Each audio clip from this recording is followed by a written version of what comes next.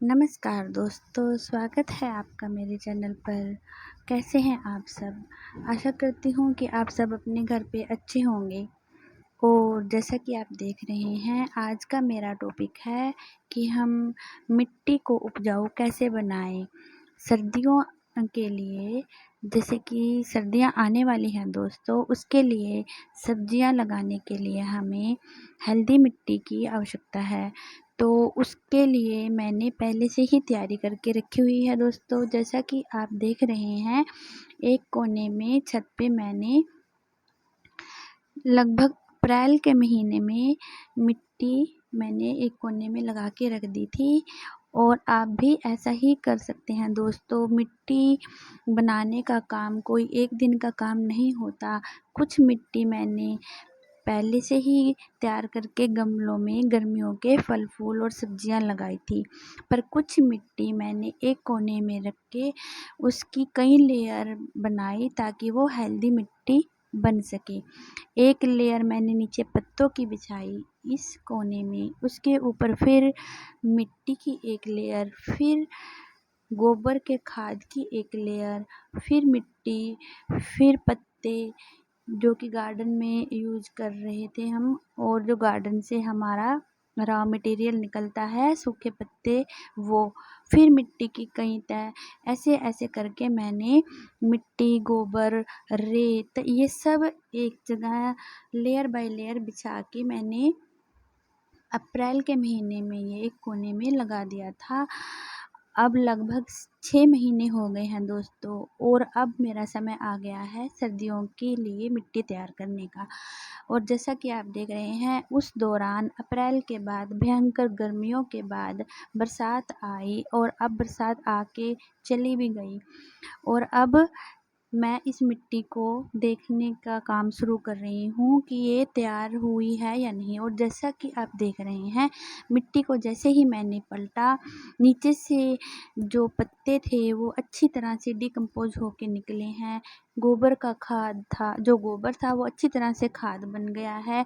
पत्ते भी अच्छी तरह से खाद बन के तैयार हो गए हैं, और जो मिट्टी में मिल गए हैं, बिल्कुल हेल्दी मिट्टी मेरे पास इस समय तैयार हो चुकी है। इस मिट्टी में अब हम जो भी फसल लगाएंगे उसकी ग्रोथ देखते ही बनेगी दोस्तों।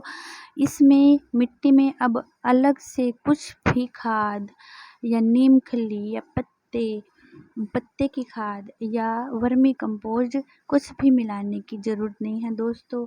अब ये पूरी तरह से हेल्दी मिट्टी, उपजाऊ मिट्टी मेरे पास तैयार है। तो आप भी ऐसा ही कर सकते हैं दोस्तों। जब भी आपको लगे कि अब हमें हेल्दी मिट्टी की ज़रूरत है, तो उससे पहले हमें बहुत दिनों पहले से तैयारी करनी शुरू कर देनी चाहिए दोस्तों। साथ साथ ही एक बात और, अब समय आ गया है कि हम जैसे ही बरसात ख़त्म हुई है, अब मौसम आ गया है, जो हमारी मिट्टी है उसको हम एक बार खुदाई करके उसको उलट पलट कर लें, ताकि इसके अंदर, मैंने देखा है कि बहुत छोटे छोटे से जीव जंतु, कीटाणु, कीड़ी मकोड़े बहुत इसके अंदर इकट्ठे हुए हैं, वो सब निकल के बाहर आ रहे हैं। तो गमलों में डालने से पहले इसको अच्छी सी धूप दिखाना बहुत ज़रूरी है। और अगर आप बिगिनर हैं दोस्तों, तो आप जब भी कहीं से कोई मिट्टी लेके आएँ, उसको हम सीधे तो आप उसमें सब्जियां नहीं उगा सकते, उसमें खाद वगैरह मिलाना पड़ता है। तो परंतु ये जो मिट्टी मैंने तैयार की है, इसमें अलग से कुछ भी खाद डालने की ज़रूरत नहीं है। जैसा कि आप देख रहे हैं दोस्तों, ये सब पत्ते जो मैंने नीचे लेयर बिछाई थी, उसके ऊपर मिट्टी थी, गोबर था, कई तरह के पत्ते हैं, एक तरह के नहीं हैं। इसमें नीम के पत्ते, अमरूद के पत्ते, जो भी पेड़ हमारे अशोक के और भी कितने पेड़ लगे हुए हैं, वो सब के सब पत्ते इकट्ठे, कई तरह के, जितने तरह के पत्ते होंगे उतनी ही अच्छी खाद बनेगी। इसमें अकेली पत्तों की खाद नहीं है, इसमें गोबर भी है। गोबर की भी मैंने एक लेयर, रेत की एक लेयर, मिट्टी की एक लेयर, और मेरे पास ये बहुत सारी मिट्टी रेडी हो गई है अब सर्दियों की फसल उगाने के लिए। तो दोस्तों, जो बागवानी है ये कोई एक दिन का रेडीमेड काम नहीं है कि हमने आज सोचा और आज ही कल हमारे पास हेल्दी पेड़ पौधे और अच्छे फूल तैयार मिलेंगे हमें। ये कोई चुटकियों का काम नहीं है दोस्तों। किसान को भी खेत में सालों लग जाते हैं, मेहनत करने के बाद तब फसल मिलती है।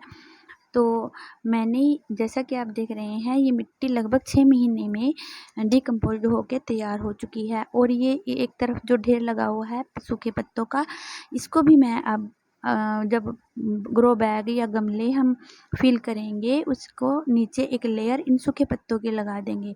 इसी तरह मैंने जब ये मिट्टी तैयार की थी, नीचे मैंने इसी तरह सूखे पत्तों की लेयर लगा के उसके ऊपर मिट्टी और खाद की लेयर बिछा के इसको एक तरफ ऐसे ही छोड़ दिया था।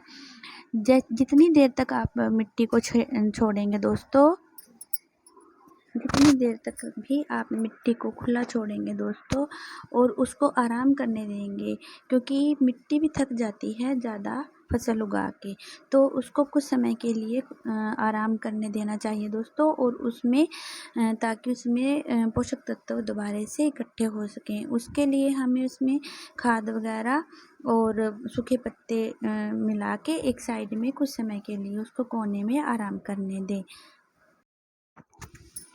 तो बस दोस्तों आज के लिए इतना ही। आपको मेरी वीडियो कैसी लगी मुझे कमेंट करके ज़रूर बताना दोस्तों, और अगर कोई क्वेश्चन है तो वो मुझे कमेंट करके आप पूछ सकते हैं, और मेरे चैनल को सब्सक्राइब ज़रूर करना दोस्तों।